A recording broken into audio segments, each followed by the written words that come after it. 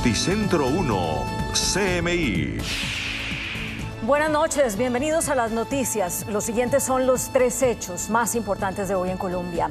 Sí habrá paro de taxistas mañana. La convocatoria quedó en firme luego de que representantes del gremio se levantaran de la mesa de diálogo que se llevaba a cabo en el Ministerio de Transporte. Las movilizaciones se registrarán en las principales ciudades del país. En Bogotá habrá 10 puntos de concentración a partir de las 5 de la mañana. Vamos a ampliar esta noticia en nuestra emisión nacional a las 9 de la noche. En una carta de 2 páginas, el fiscal general Francisco Barbosa le pide al presidente Gustavo Petro que aclare bajo qué figura pide el levantamiento de órdenes de captura de 11 integrantes de las disidencias de las FARC. En la lista cuestionada por el fiscal aparecen alias John Mechas y alias Andrei, vinculados al atentado en contra del expresidente Iván Duque, y alias El Mocho, jefe de las disidencias en el Cauca, entre otros.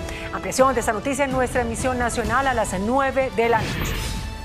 En un hecho que es materia de investigación por parte de las autoridades, un contratista murió y 16 personas más resultaron heridas en la central eléctrica de Hidroituango. Al parecer, por fallas mecánicas, el conductor de un bus en el que eran transportados los trabajadores perdió el control del mismo y se estrelló aparatosamente. Los heridos fueron trasladados a los hospitales de poblaciones cercanas. Ampliaremos esta noticia en nuestra emisión nacional a las 9 de la noche. Las siguientes son las noticias más importantes del mundo hoy. Alarma en el mundo. Rusia suspende su participación en el Tratado de Control de Armas Nucleares negociado con Estados Unidos. Putin asegura que la guerra seguirá hasta el final y mantiene la orden de ataque masivo contra Ucrania. Desafío de Biden a Putin desde Polonia. Ucrania nunca será una victoria para Rusia, dice. Sigue la tragedia en Brasil por ola invernal. Ya hay más de 40 muertos en Sao Paulo y decenas de damnificados. Se secan los canales de Venecia por inusual marea. Con Claudia Palacios y Margarita Ortega. El mundo entró en alerta. Rusia suspendió su participación en el Tratado de Desarme Nuclear Nuevo START, que firmó con Estados Unidos en 2010 y que era el último vigente entre las dos potencias para evitar una escalada nuclear. Advirtiendo de una hostilidad extrema de Washington y su compromiso abierto con una escalada maliciosa del conflicto en Ucrania, que creó un entorno de seguridad fundamentalmente diferente, el presidente ruso Vladimir Putin suspendió la participación de su país en el Tratado de Desarme Nuclear que firmó con Estados Unidos, el último gran acuerdo que mantenían Washington y Moscú para evitar una escalada nuclear, pero que se había debilitado en los últimos años en medio de las acusaciones de Estados Unidos que alertaban que Rusia no lo estaba cumpliendo. En su primera intervención ante la Asamblea Federal desde 2021, antes de la invasión a territorio ucraniano, el líder ruso aseguró que llevará la guerra hasta el final y arremetió contra los países occidentales a los que acusó de atizar el conflicto. Нам стратегическое поражение хотят нанести и лезут на наши ядерные объекты. В этой связи вынужден заявить сегодня о том, что Россия приостанавливает свое участие в договоре о стратегических наступательных вооружениях. Como respuesta, el jefe de la diplomacia estadounidense, Antony Blinken, tachó de irresponsable la decisión de Moscú, mientras Putin aseguró que seguirá respetando las limitaciones impuestas a su arsenal nuclear y calificó de teatro del absurdo las denuncias estadounidenses sobre el incumplimiento de las obligaciones del Tratado Nuevo START, el cual desde 2010 limita los arsenales de los dos países a un máximo de 1.550 ojivas desplegadas en cada lado y también limita el número de lanzadores y bombarderos pesados a un máximo de 800, aunque es un volumen aún suficiente como para destruir la vida humana en la Tierra. El mandatario ruso Vladimir Putin se dirigió a la Asamblea Federal por primera vez desde la invasión a Ucrania, en donde aseguró que la guerra continuará hasta el final y que una derrota es imposible. El presidente ruso Vladimir Putin se dirigió al Parlamento y a su ciudadanía en el esperado discurso del Estado de la Nación. El líder ruso comenzó su discurso ante la Asamblea Federal con un estribillo familiar: Rusia no tuvo más remedio que atacar a Ucrania.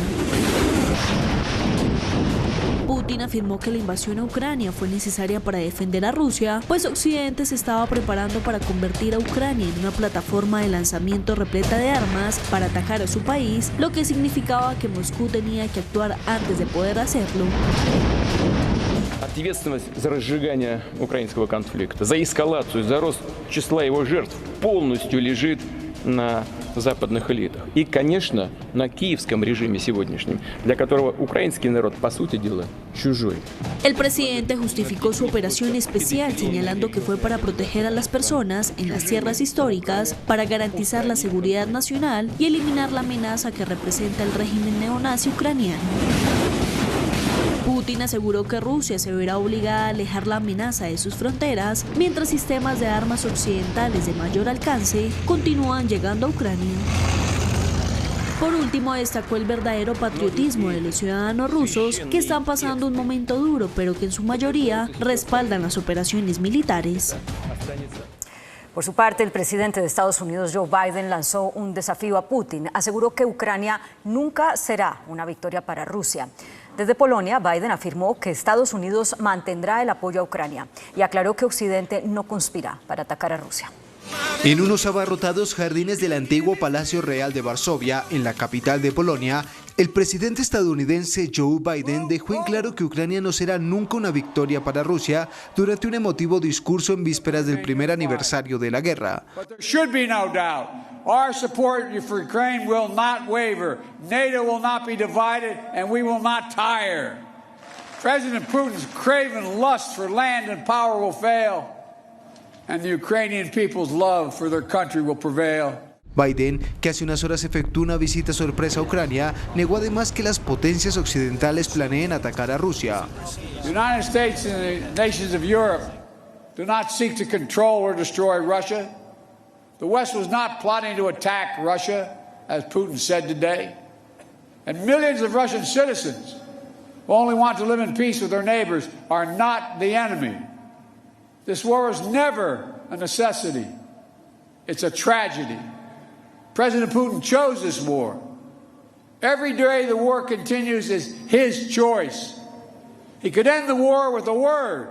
El demócrata aseguró que el presidente ruso Vladimir Putin se creía duro, pero se topó con la voluntad de hierro de Ucrania y sus aliados.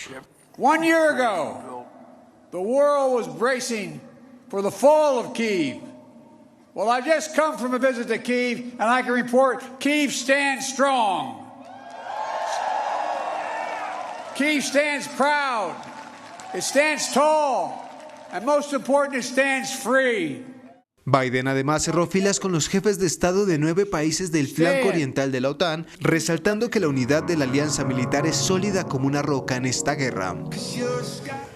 En Brasil, las fuertes lluvias y deslizamientos de tierra en el estado de Sao Paulo dejan al menos 40 personas fallecidas. Las autoridades calificaron el desastre como una de las mayores tragedias en la historia reciente.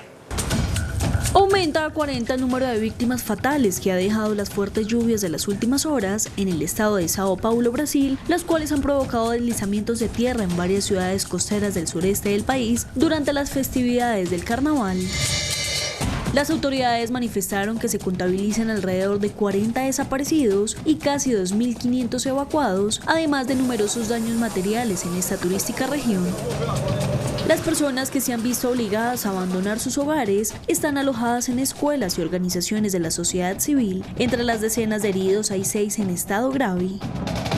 El gobierno de Sao Paulo calificó el desastre como una de las mayores tragedias de la historia de la región, que llegó a acumular un nivel de lluvia récord en el país de 68 centímetros en menos de 24 horas. Genaro García Luna, zar antidrogas de México durante el gobierno de Felipe Calderón, fue declarado culpable de narcotráfico y delincuencia organizada en un tribunal de Nueva York. Nunca antes un exfuncionario mexicano de tan alto perfil había sido llevado a juicio en los Estados Unidos. El Departamento de Justicia advirtió que Luna, de 54 años, enfrenta una sentencia mínima obligatoria de 20 años de prisión y un máximo de cadena perpetua. Italia está nuevamente en alerta ante una posible emergencia por sequía en este invierno boreal. En Venecia se han dado mareas inusualmente bajas que han provocado un preocupante nivel de sequía en sus tradicionales canales.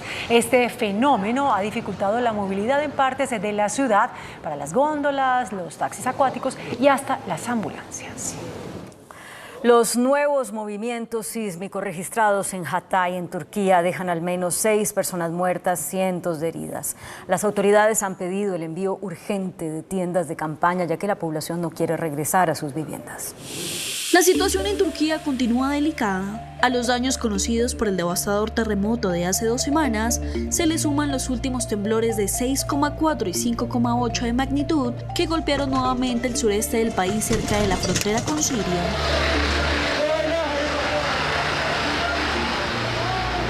Esos nuevos movimientos telúricos incrementaron los derrumbes y por consiguiente aumentó la cifra de fallecidos. Las autoridades han reportado que al menos 6 personas murieron por los más recientes sismos, 294 resultaron heridas, de ellas 18 en estado crítico. El Colegio de Médicos de Turquía anunció que la cifra de fallecidos desde el 6 de febrero por los potentes sismos podía ser de hasta 60.000 civiles, lo que significa un 50% más de los números oficiales otorgados por las autoridades. Las actividades sísmicas han calado profundo en la población, incluso en aquellos que no se han visto afectados directamente por los derrumbes.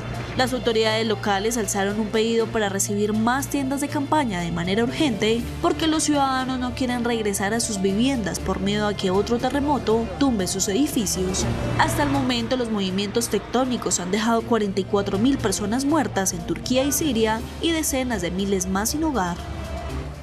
La ecocápsula es una casa portátil capaz de generar su propia energía y que puede instalarse en cualquier lugar del mundo. Construida con piezas de fibra de vidrio sobre un esqueleto de aluminio, lo que mejora el aislamiento y reduce el gasto de energía, la ecocápsula es una casa portátil capaz de soportar cualquier condición meteorológica. La vivienda tiene la capacidad de generar su propia energía y a la vez proveer al inquilino de todo lo necesario para vivir de forma indefinida. Con una superficie de 6,3 metros cuadrados, esta casa es ideal para 2 personas y cuenta con ventanas para que entre la luz y haya ventilación, así como con calefacción. También tiene un calentador de agua que permite contar con agua caliente para el baño y la cocina y un sistema Smart, el cual ofrece la posibilidad de controlar toda la casa desde una aplicación móvil. Mientras su diseño en forma de cápsula apunta a maximizar la recolección de lluvia y rocío que pasa por los filtros que la transforman en agua limpia. La capa exterior además minimiza la pérdida de energía, mientras que las paredes están rellenas con materiales de aislamiento térmico altamente eficientes. Muy buenas noches. El señor presidente de la República, doctor Gustavo Petro, anunció que comienza a ejercer ya la función de vigilancia, de control sobre las tarifas de energía y de acueducto. Es decir, asumiendo como propias las funciones de la CREG, la Comisión de Regulación de Tarifas de Energía y Gas. Nuestro invitado, el señor Contralor General de la República, doctor Rodríguez, ¿qué va a hacer usted frente a esa decisión del presidente de investigar personalmente las funciones o de sustituir, de reemplazar a la CREG para investigar tarifas? Pues mire, Yamid, muy buenas noches. Lo primero, expresar que esa es una facultad del presidente de la República. El presidente de la República tiene toda la facultad para abocar de manera directa esa competencia. De parte de la Contraloría, nosotros lo que hemos significado es que esa intervención sea una intervención profundamente responsable y de carácter técnico. Yo estoy seguro de que el Gobierno Nacional deberá expedir unos parámetros frente a los cuales realizará esa intervención. ¿Qué es lo que es innegable, Yamida? Aquí ha habido un abuso frente a ese tema de la estructura tarifaria, sobre todo en lo que tiene que ver con la costa Caribe. Es infame lo de la costa Caribe. Gradualmente incremento tarifario y pésima prestación del servicio público.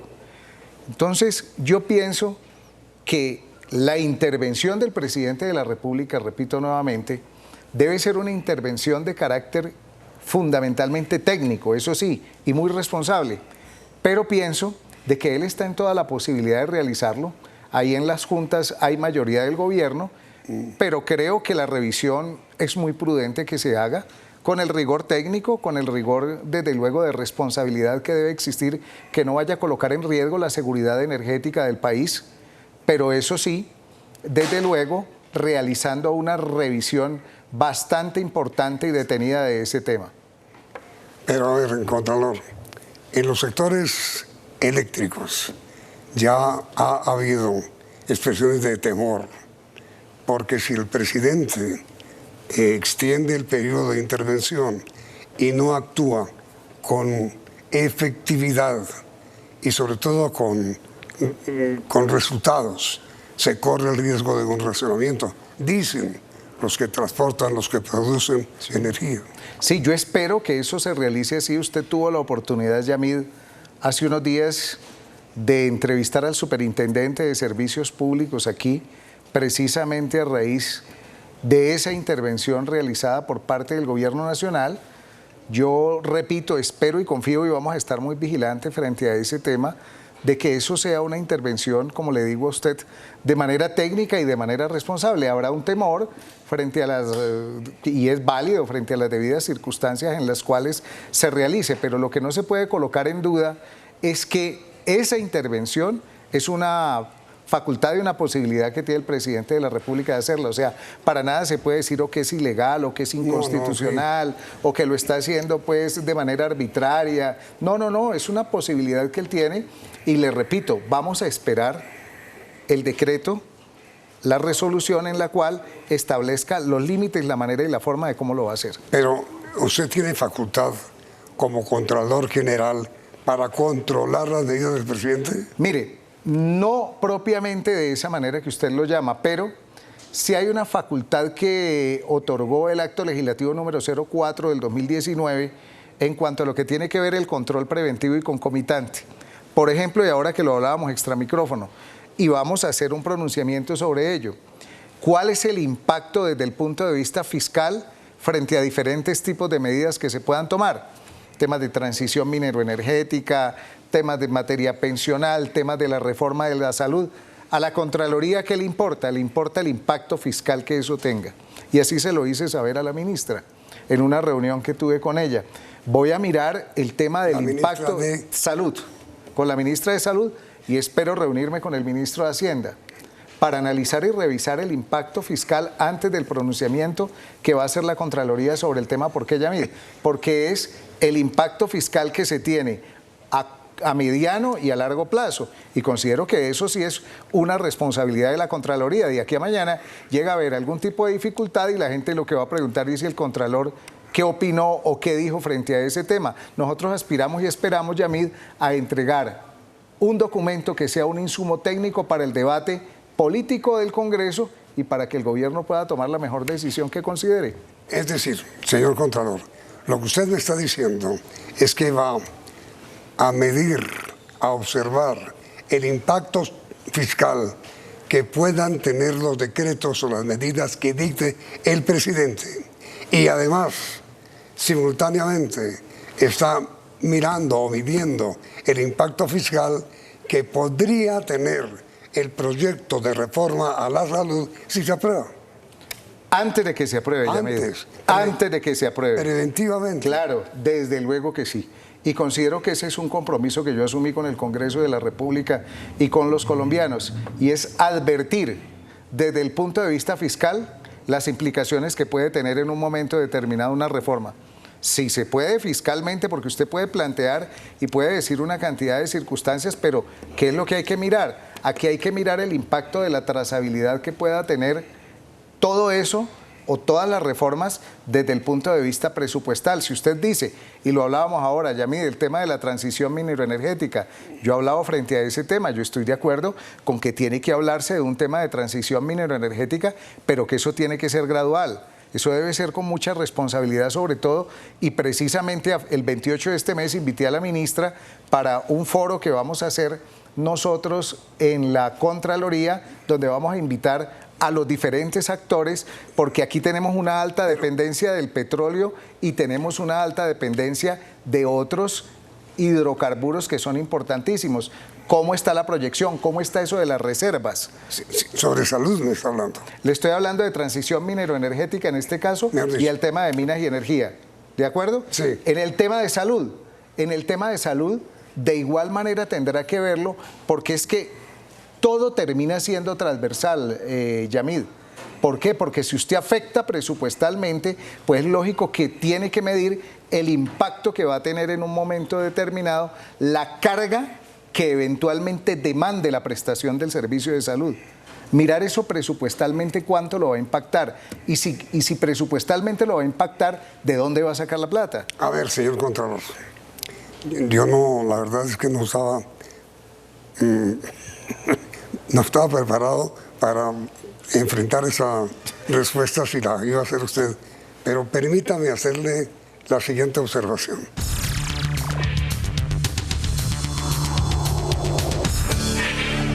Mire, señor Contralor, aquí tengo el proyecto, que es un mamotreto además, de reforma a la salud.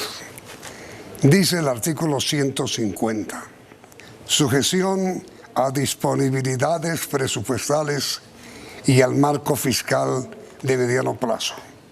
Las normas de la presente ley que afecten recursos del presupuesto general de la Nación deberán sujetarse a las disponibilidades presupuestales, al marco de gasto de mediano plazo y al marco fiscal de mediano plazo. Sí, claro, Yamid, precisamente eso es lo que le interesa a la Contraloría. Digamos que la Contraloría, el estudio técnico, y le reitero, así se lo hice saber a la ministra, de igual manera voy a reunirme con el ministro de Hacienda. Nuestro pronunciamiento será única y objetivamente fiscal sobre ese punto.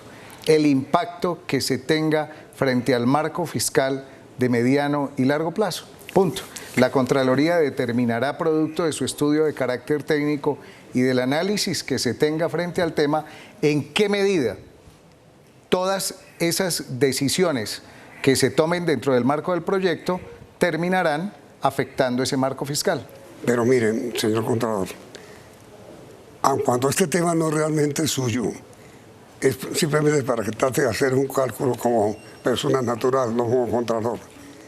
Si se llegara a aplicar la esencia del proyecto de reforma a la salud, que es hacerla fundamentalmente pública y no privada, ¿cuánto dinero, cuántos recursos no serán necesarios para lograr semejante hazaña? Exactamente. Eso es lo que yo pienso que hay que decirle con mucha claridad, en mi caso al Congreso de la República, desde luego a través del Congreso, pues a todos los colombianos.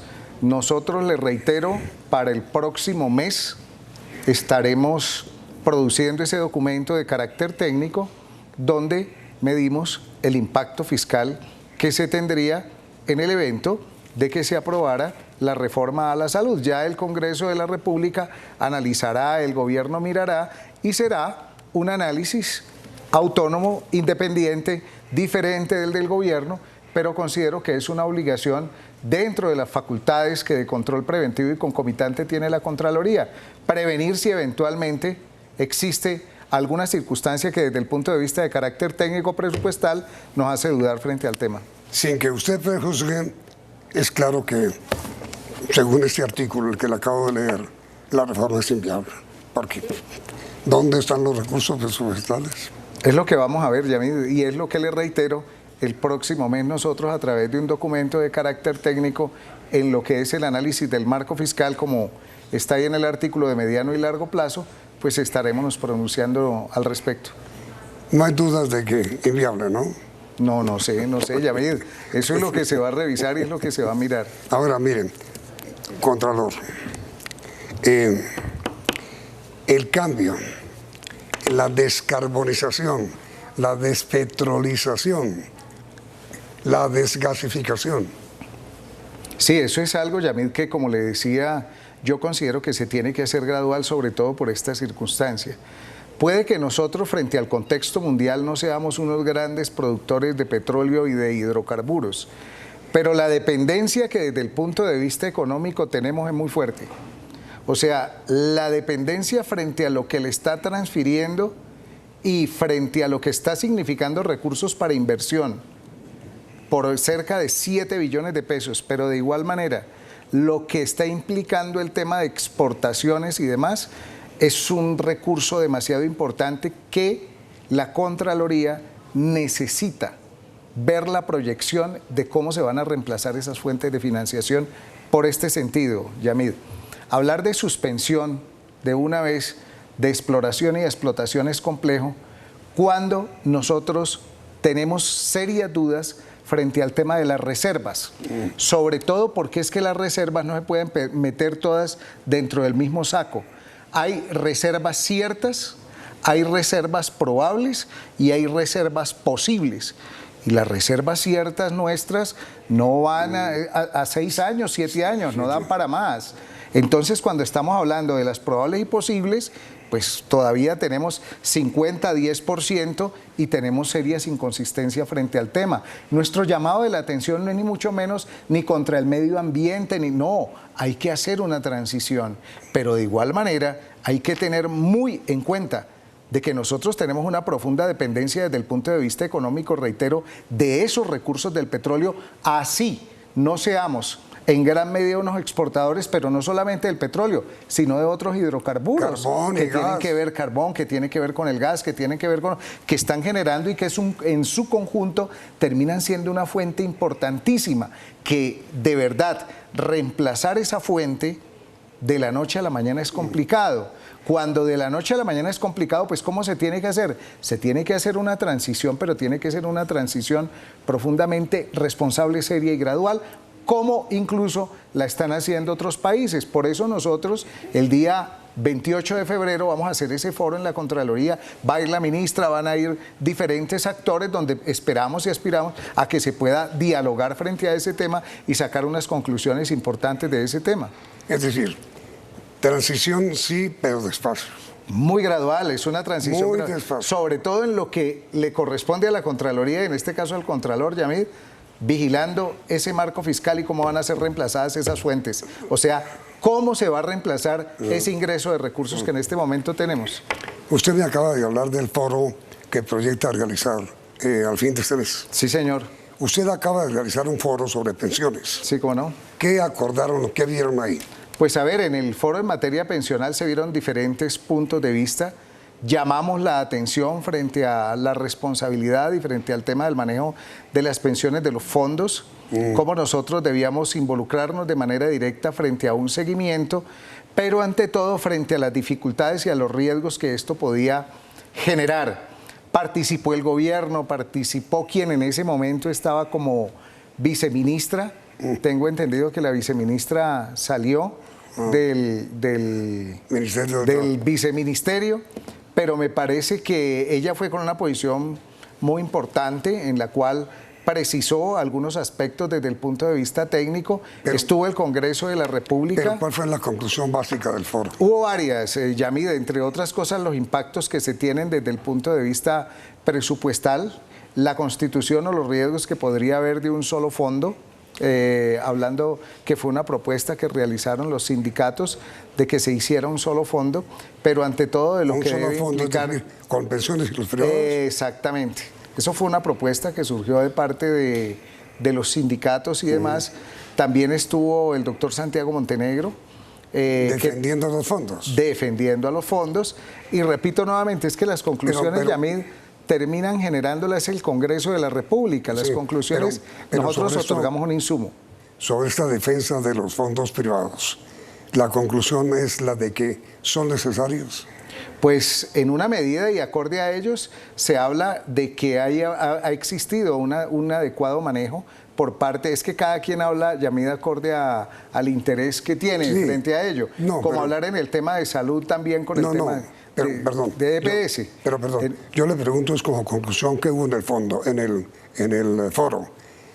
Sí son fundamentales, si es bueno, es conveniente mantener los fondos? Mire que hay dos cosas. Una, si es necesario y es indispensable. Si habláramos de si es necesario e indispensable, no lo es, porque podría haber un solo fondo y a través de ese fondo manejarlo. Pero sí, ya el adecuado manejo que tenga que ver es que hay que hacer una revisión frente al manejo de los recursos y cómo se están haciendo. ¿En los fondos privados? En los fondos privados. Es decir, no son indispensables, pero, no sí son indispensables. Pero sí son recomendables. Sí, podrían ser recomendables, algunos de ellos como se han venido manejando. Y excuse una cosa, Contralor, su despacho tiene facultades para revisar la normalidad de funcionamiento de los fondos privados o no. No, nosotros lo que tenemos la facultad es ya de advertir precisamente en lo que le dije. ¿Pero usted los puede investigar?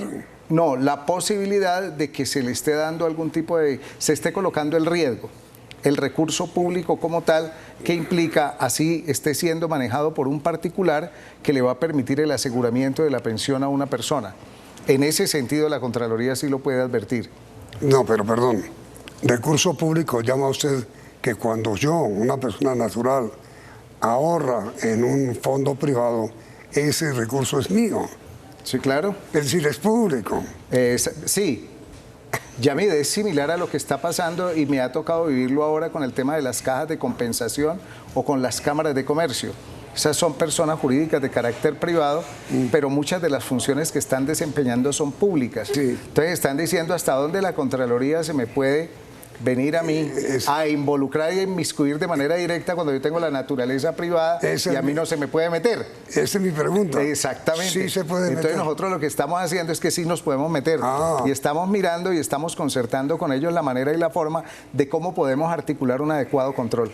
Mejor dicho, no es una investigación, no, sino un control.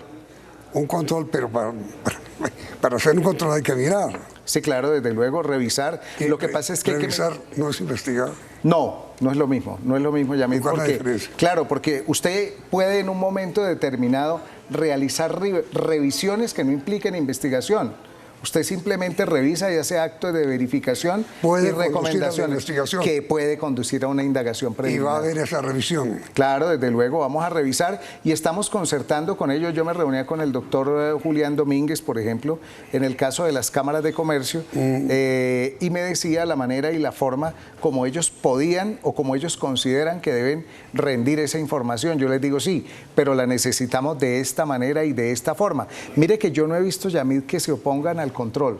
¿Y qué tipo de revisión haría usted, doctor Rodríguez, Contralor General de la República, sobre los fondos privados? ¿Qué tipo de revisión? No, sobre el tema de los fondos es mirar particularmente que el presupuesto o lo que ellos estén colocando ahí no sea colocado en riesgo, que sea una vaina certera y que efectivamente los rendimientos y lo que se está dando pues le garantice a los colombianos, con la tranquilidad del caso, poder tener la suficiencia de tener una pensión digna, que es lo que me parece que se ha venido trabajando y creo que es a lo que tienen derecho todos los colombianos. Que los fondos o los ahorros, mejor, ubicados en Colpensiones, ¿han sido revisados?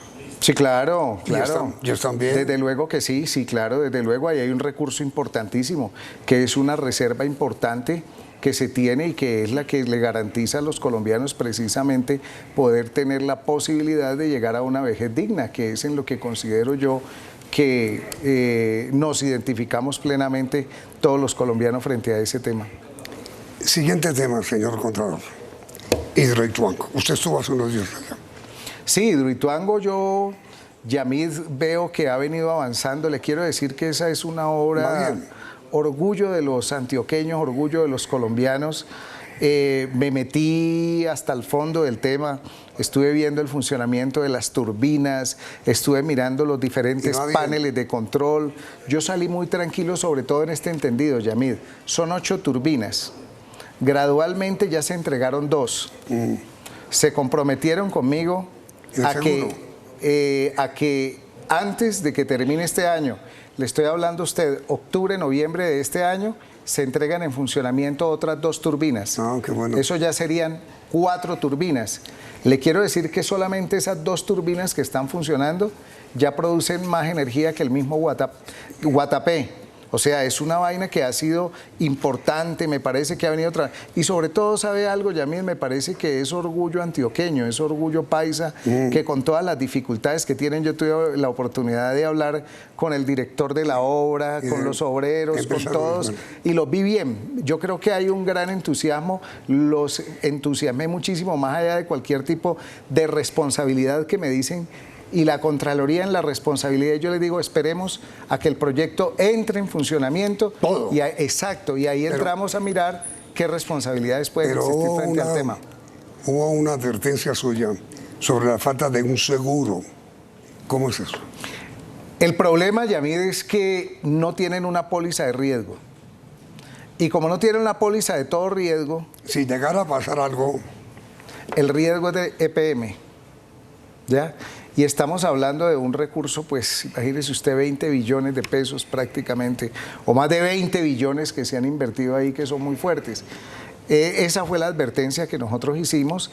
Yo he tenido la oportunidad de reunirme en varias oportunidades con el gerente de las empresas, y en el cual, sí, sobre el tema de que se tiene que gestionar. Él ha intentado, ha logrado llegar ahí a algunos acuerdos para cubrir lo máximo que se pueda. Es que mire, señor Contralor, en la tierra está pasando algo. Solo ayer hubo un terremoto, otro terremoto en Turquía. Dios no lo quiera, Dios nos libre, Dios nos ampare. Pero ¿qué tal un temblor fuerte en Hidroituango? Sería sí, muy fuerte, Yamil. Sin póliza de seguro. No, muy grave, le repito, sobre todo porque la responsabilidad, y es mi obligación advertirlo, es de EPM. Pero hay algo, Yamil, que también le quiero decir. El país quedaría dependiendo energéticamente, una vez después de que esté funcionando Hidroituango, casi que en un 40% de Hidroituango, la seguridad energética del país. ¿Qué les advertí? El tema de la estructura tarifaria y el manejo de tarifas, porque quedar dependiendo solamente de Hidroituango va a ser una circunstancia fuerte, no solamente de ellos, pero sí casi de la mitad. Si estamos hablando de un 40% de la seguridad energética del país dependiendo de allí. Nosotros llamamos la atención para que otros proyectos de La Guajira, de igual manera, en aras de que no vaya a existir dificultades con la seguridad energética del país, se activen fuertemente, se puedan entregar lo más pronto posible, pues para evitar ahora, con todo lo que ya está advertido de las dificultades del verano, de lo que se conoce como el fenómeno de la niña, pues vayan del niño, vaya a generar algún tipo de dificultad que vaya a terminar ocasionándonos algún racionamiento o alguna circunstancia. Hay que prepararse, estamos advertidos. La seguridad energética de los colombianos queda pues en manos de la gente, de nuestros compatriotas de Antioquia. De Antioquia, en un altísimo porcentaje. Yo le decía al gobernador de Antioquia, al doctor Aníbal Gaviria, también se lo decía al doctor Daniel Quintero, aparte de todas las diferencias que ellos tienen allá, ya me di que yo no... Les digo que más allá de esas diferencias, la gran apuesta tiene que ser a que eso funcione. Y ellos están identificados ambos en ese tema, a pesar de todas las diferencias que tengan ellos allá en esa circunstancia. Yo creo que la apuesta de todos los colombianos, Yamil, de los antioqueños, es a que eso salga bien, a respaldar a los antioqueños en eso y que eso salga adelante. Y es el deseo de todos los colombianos. De todos los colombianos. Doctor Carlos Hernán Rodríguez, Contralor General de la República, muy amable por estos dos programas. A usted, Yamil, muchísimas gracias. Bajo el compromiso de que nos comprometemos a fondo con este tema de elefante blanco, y ya cada 8 días, por Dios, para que estemos haciendo ese seguimiento. Mil gracias, Contralor querido, muy amable. A usted, Yamil. Y a ustedes, televidentes, gracias por la sintonía, y los invito a que continúen aquí, en nuestro centro CM. Noticentro 1, CMI. En 3 horas arranca paro de taxistas a nivel nacional. Con grúas y comparendo se evitará bloqueos, dice Mintransporte. Disidencias recibirán tratamiento político para diálogos, advierte comisionado de paz.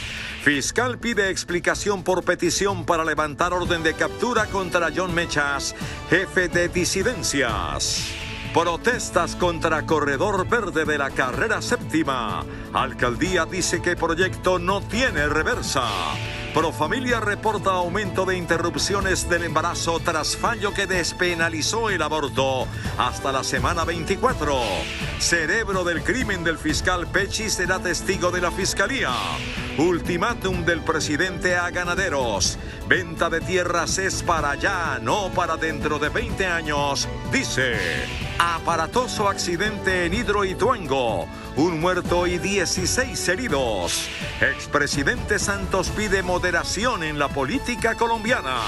Producción de petróleo llegará a 770,000 barriles diarios este año. Con Claudia Palacios y Margarita Ortega.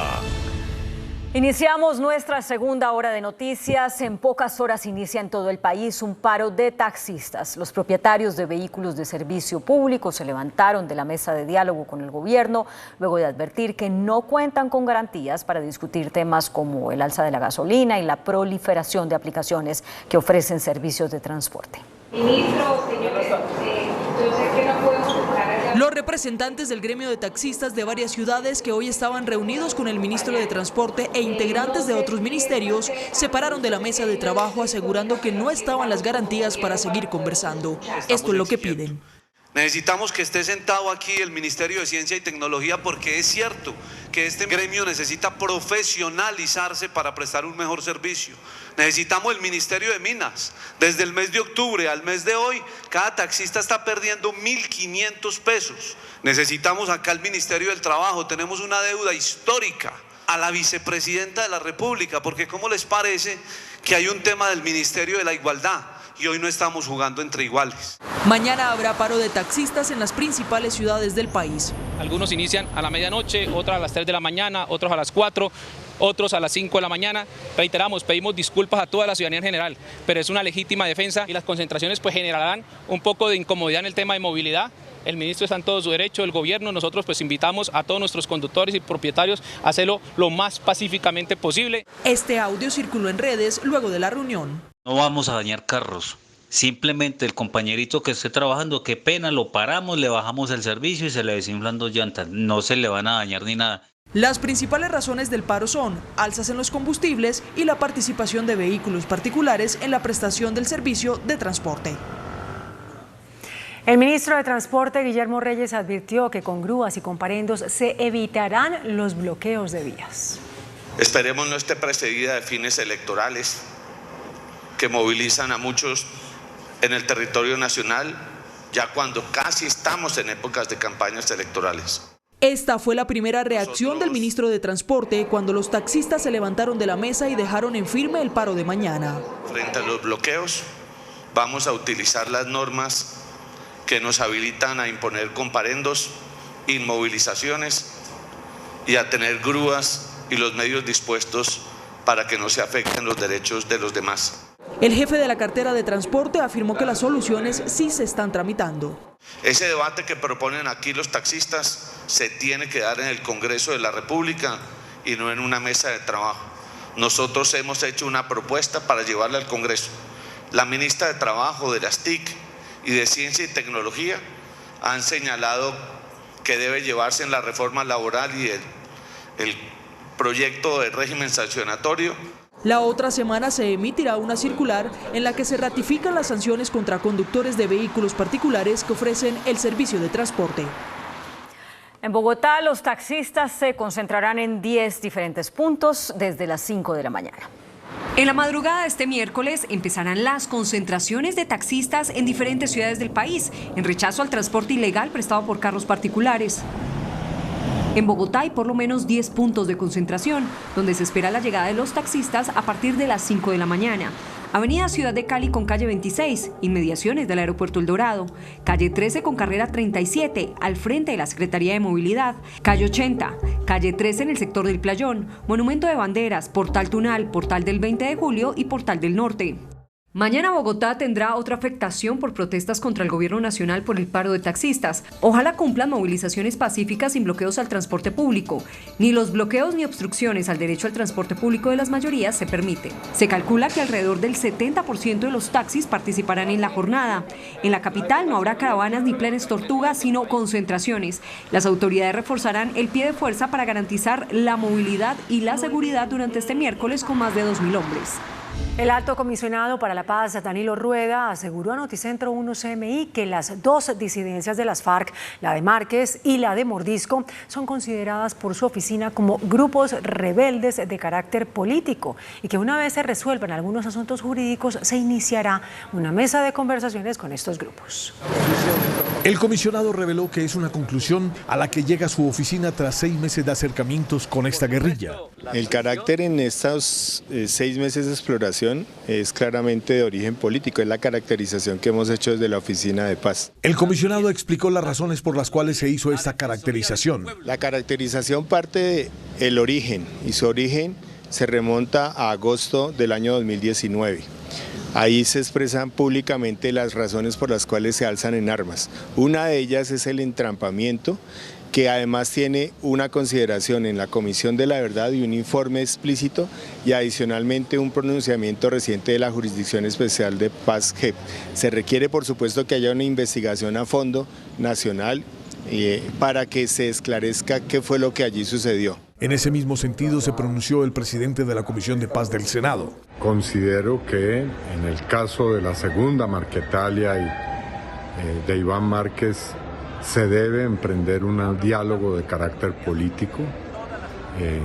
Hay una circunstancia que justifica ese diálogo y es que allí hay denuncias, no de personas, sino de órganos judiciales, sobre el hecho de que hubo una manipulación de la justicia, un entrampamiento judicial. Pero el carácter político no es solo con las disidencias de Iván Márquez. Las disidencias de Mordisco también tendrán el mismo tratamiento. Una vez resuelto este tema, se cumplirá la reunión de mandos de los dos grupos para que definan quiénes serán sus delegados en la mesa, que será instalada a la menor brevedad posible. En una carta de 2 páginas, el fiscal general de la Nación, Francisco Barbosa, pidió al presidente Gustavo Petro que aclare bajo qué figura pide el levantamiento de órdenes de captura de 11 integrantes de las disidencias de las FARC, entre ellas alias John Mechas. El fiscal general le pidió al presidente Gustavo Petro que aclare a qué organización delincuencial hacen parte 11 personas a quienes el gobierno pide levantar sus órdenes de captura. En la lista están alias John Mechas, implicado en el atentado contra el expresidente Iván Duque en Cúcuta, y 10 disidentes más, entre ellos alias Andrei, El Mocho, entre otros. Respetuosamente le solicito aclarar si las personas antes mencionadas hacen parte de un grupo armado organizado al margen de la ley. El fiscal advierte que estas personas figuran en listados de las extintas FARC. Requirió al alto comisionado para la paz para que informara si las personas reconocidas como miembros representantes del autodenominado Estado Mayor Central de las FARC-EP fueron certificadas. La aclaración del fiscal se da para avanzar en el estudio de un eventual levantamiento de órdenes de captura contra estos disidentes. En el Huila, un ataque de las disidencias de las FARC deja a un militar muerto y otro más herido. Emboscada al ejército en el departamento de Huila, un soldado murió. Se rompe con esta acción ofensiva el cese del fuego con las disidencias de las FARC, pues los 2 soldados iban en una motocicleta cuando fueron atacados por hombres de la estructura Dagoberto Ramos. Uno de ellos falleció en el lugar.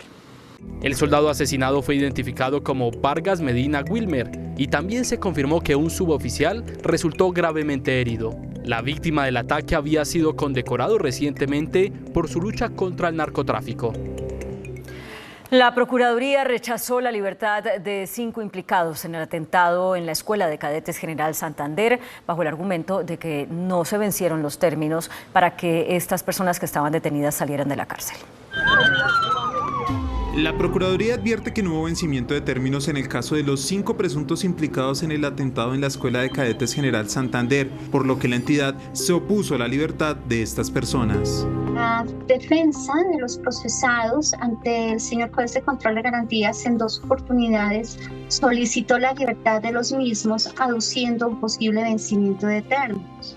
En las 2 ocasiones, esta delegada e igualmente el procurador Juan Carlos Perafán, quien también funge como agente especial, solicitamos que no se concediera tal petición, advirtiendo que los términos no se encontraban vencidos.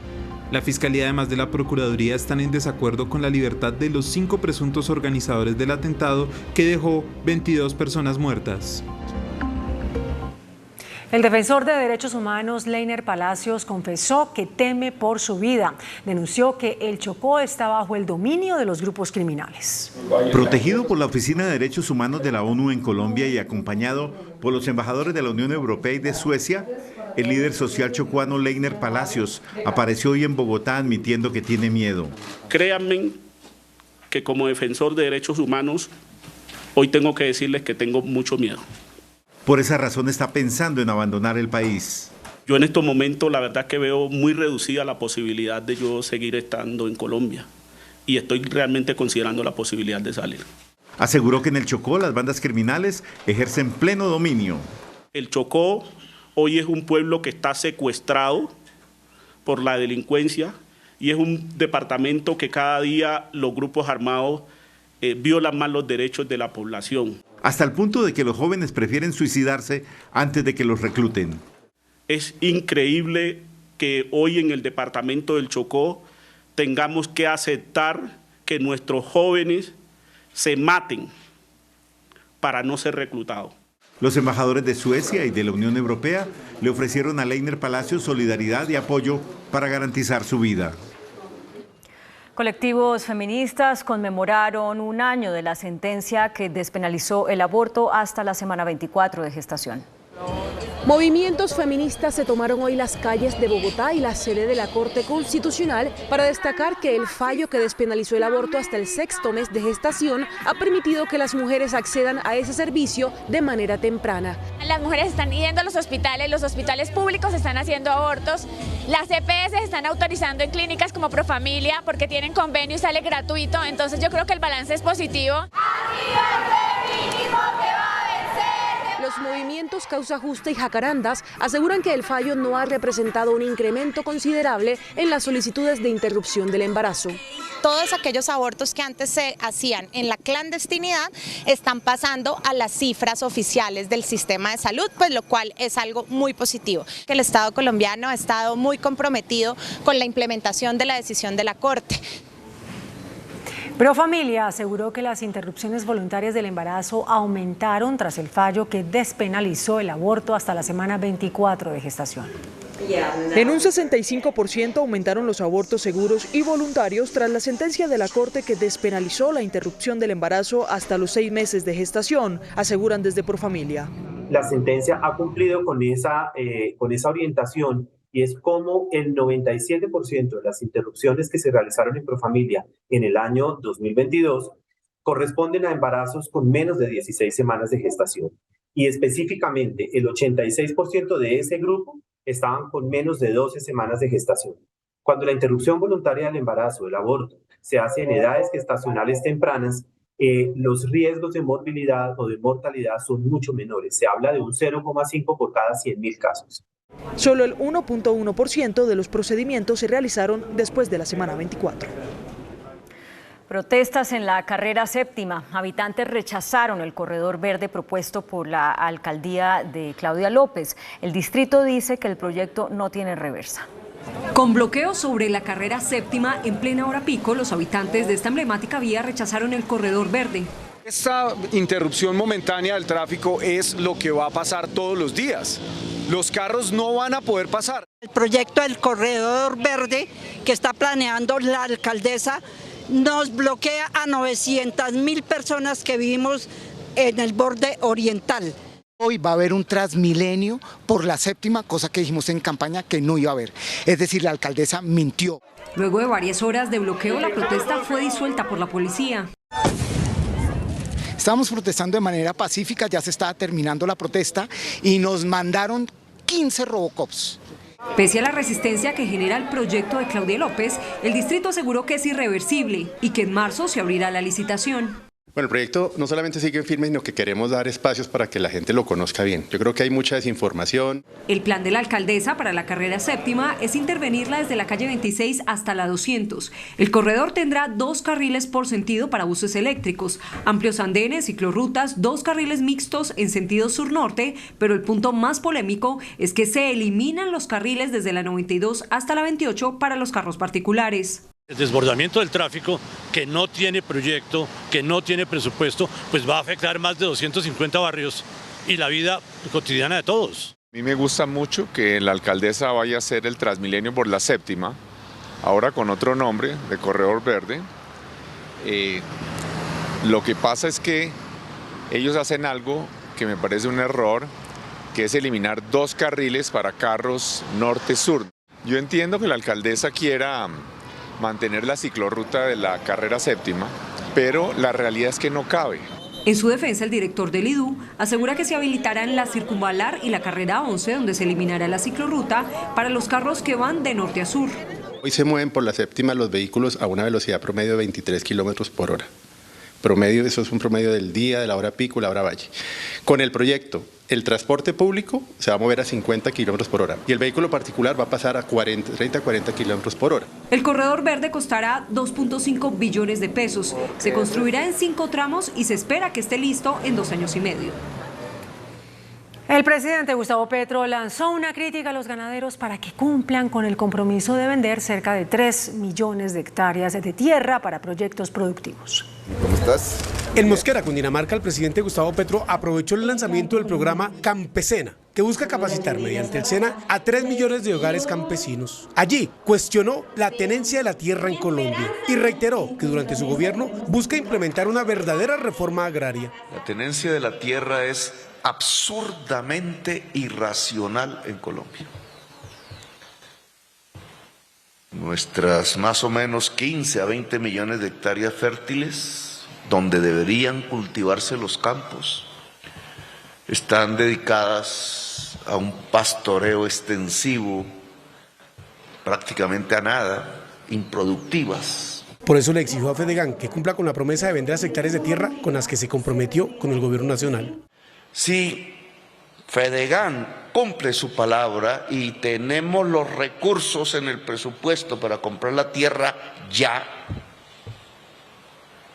y que todo este gobierno se dedique durante estos años a eso, podemos hacer una reforma agraria y podemos poner al campesinado no solamente en la Constitución como sujeto de derechos y derechos, no ojalá de derechas, pero si son de derechas lo mismo porque tiene que tener derechos, no importa la política. Y esta noche desde México el presidente de Fedegan, quien es negociador del gobierno nacional con la guerrilla del ELN, le respondió al presidente Petro. El presidente puede seguir contando con la certeza de nuestro compromiso porque los ganaderos estamos cumpliendo y seguiremos cumpliendo. En el evento de Campesena habló el director de la institución, quien dijo que Colombia debe buscar seguridad alimentaria. Más del 40% de los colombianos no comen sino 2 veces al día, no porque estén haciendo la dieta, sino porque no tienen acceso a la alimentación, porque no tienen seguridad alimentaria. El próximo lunes en la Casa de Nariño habrá un encuentro entre el presidente y los ganaderos del país.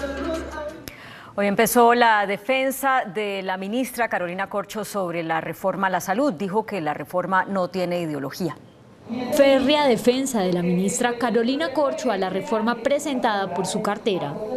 Empaticemos, ¿cómo vamos a decir que es ideología lo que viven quienes ponen tutela en este país o lo que viven los trabajadores en este momento en el hospital de Turbo que le pagan cada 6 meses o lo que viven las enfermeras que no les pagan?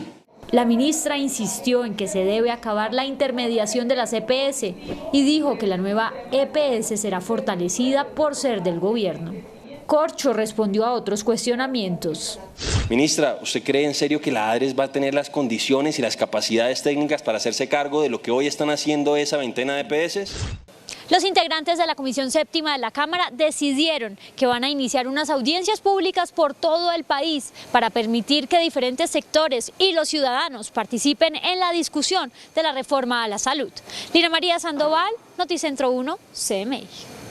Entre tanto, el expresidente César Gaviria publicó esta noche un documento con los reparos que tiene al proyecto de reforma a la salud.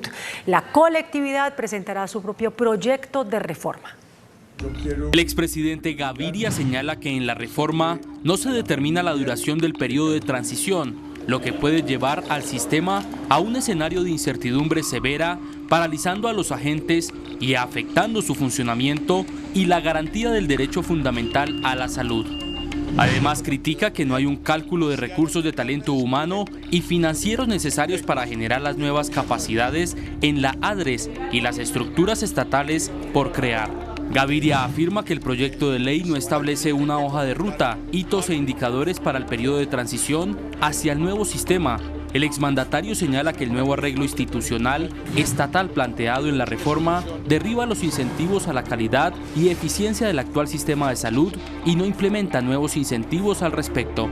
El jefe único del Partido Liberal destaca como puntos positivos que el proyecto de ley busca generar mayores niveles de accesibilidad y efectividad mediante el enfoque en salud pública. Además, resalta que el proyecto busca el mejoramiento de las condiciones laborales y de formación continua de los trabajadores de la salud.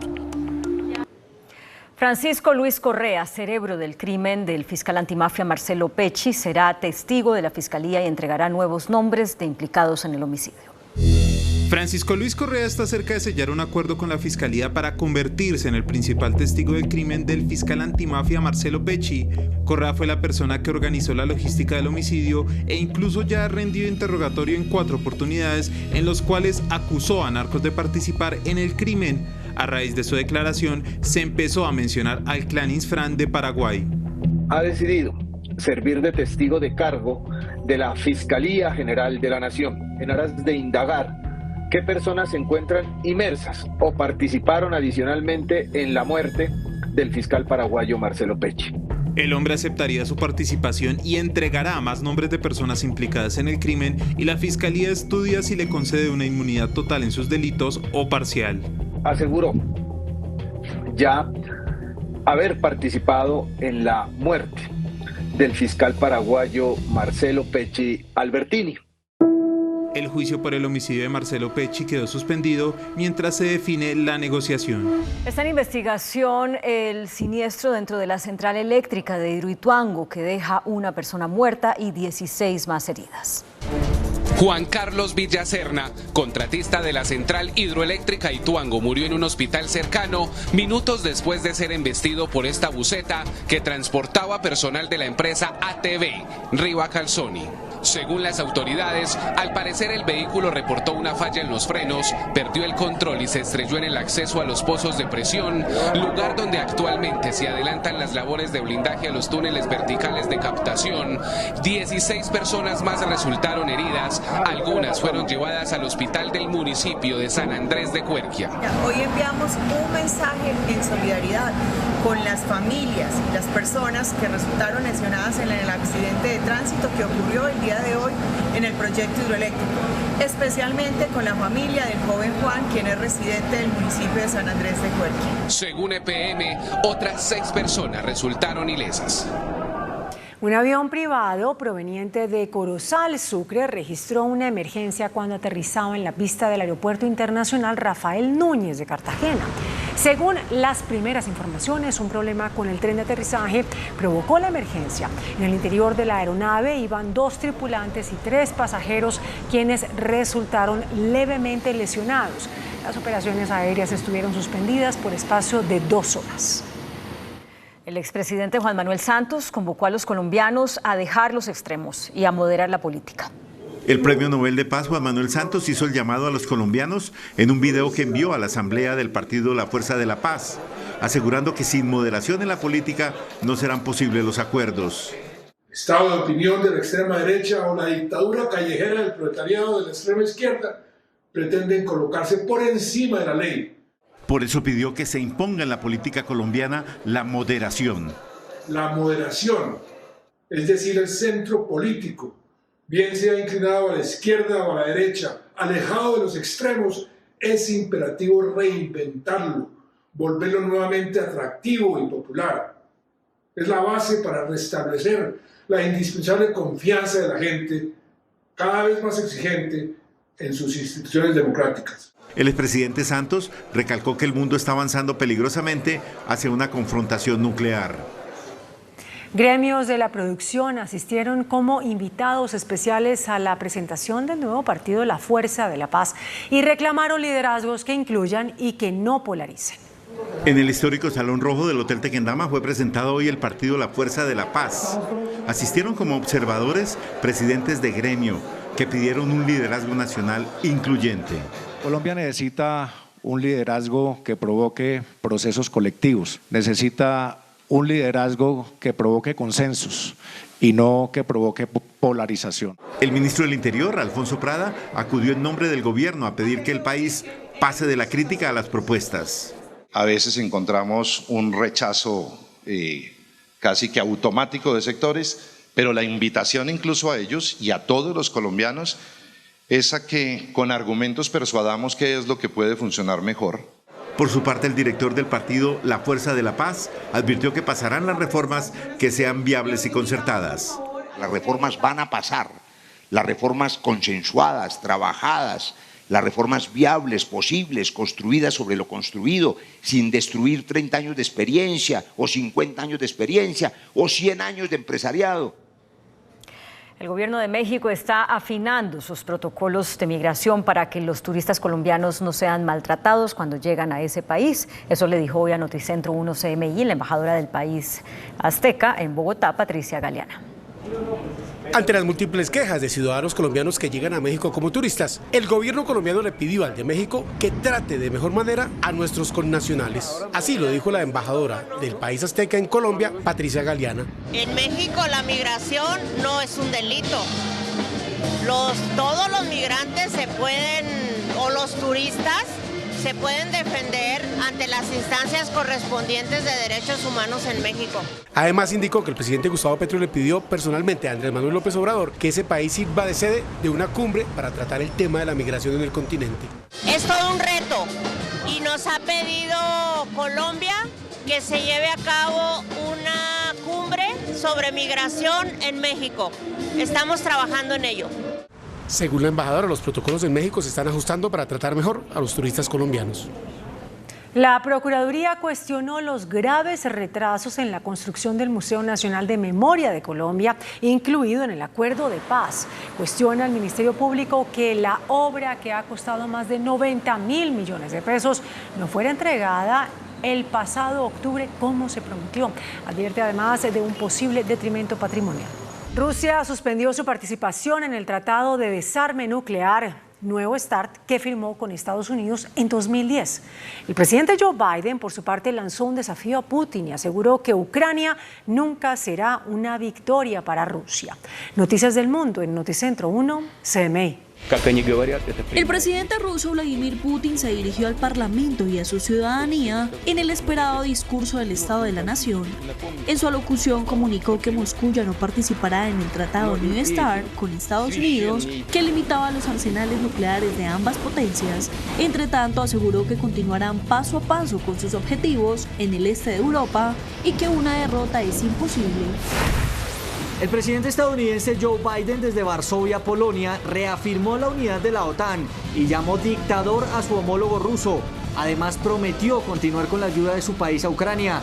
Asimismo, recalcó que Ucrania nunca será una victoria para Rusia y reiteró el compromiso de la OTAN para garantizar que fracasen las ansias de Putin por el territorio y el poder. Aumenta a 40 el número de víctimas fatales que ha dejado las fuertes lluvias de las últimas horas en el estado de Sao Paulo, Brasil, las cuales han provocado deslizamientos de tierra en varias ciudades. Las autoridades manifestaron que se contabilizan alrededor de 40 desaparecidos y casi 2.500 evacuados, además de numerosos daños materiales en esta turística región. La producción petrolera para 2023 alcanzará los 770.000 barriles por día. Eso es lo que proyecta la Cámara Colombiana del Petróleo, Gas y Energía. El informe de la agremiación revela las principales expectativas de la industria petrolera, que tendría una producción en 2023 de 770.000 barriles por día, cifra levemente superior en 2,12% frente al cierre de 2022. Sí afianzará la actividad en 700 pozos de desarrollo para incrementar dicha producción de cara a los menores precios del crudo en el mercado internacional.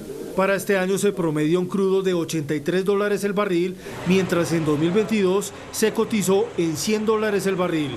Tenemos el reto de subir producción para compensar ese precio. La industria mantiene retos, pero una de las preocupaciones es el orden público, que por cuenta del ELN tiene cerrados 2 campos en Arauca, que representa un impacto de 11.000 barriles por día en producción. Estamos muy preocupados no solamente por los ingresos que pierde el país, sino por la mano de obra que está dejando de laborar en este momento, que son más de 600 personas en la región. Se insiste en la búsqueda de nuevos contratos exploratorios. El ministro de Comercio, Germán Umaña, presentó el Plan Sectorial de Turismo 2022-2026 para atraer más de 5 millones de turistas. El Plan Sectorial de Turismo se basa en 5 ejes estratégicos para darle valor agregado a una de las ramas económicas más importantes del país. Justicia ambiental, social y económica, además de protección a la naturaleza, con la transición energética son parte de los objetivos. Se aumenta el 83% del presupuesto y se espera llegar a 5 millones de turistas en 2023. Para sustituir el bienestar, el estar bien de nuestra población con una sustentabilidad económica y productiva. También se impulsará el turismo de la economía popular y la integración de la cultura y la tradición de las regiones. El presidente de Bancoldex anunció el respaldo financiero para el desarrollo de proyectos empresariales.